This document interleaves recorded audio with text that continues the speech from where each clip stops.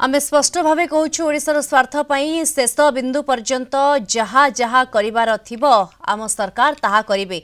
सेथिपई केंद्र सरकार को सब प्रकार सहयोग भी अछि। अतीत भी जो लड़ई गुड़िक लड़ी बीजेडी सरकार हारिछंती से वंशधारा ट्रिब्यूनाल हेउ कि जहा भी ताहा केवल एमानंक अवहेला कारण होईछि, किंतु एथर महानदी ट्रिब्यूनाल रे सेमिति किछि हेबाको दियाजिबो नाही।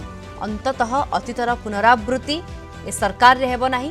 तेणु अजथा समालोचना करी राजनैतिक द्वंद्व सृष्टि न करू बीजेडी।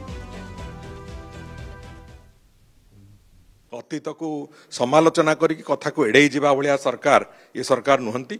आम स्पष्ट भाव में कथा कहवाक चाहूँ जे ओडिशार स्वार्थर सुरक्षा पाई शेष बिंदु पर्यंत जहाँ जहाँ करने को सरकार से कथा करेंगे एवं से केंद्र सरकार सब प्रकार सहयोग भी अच्छी।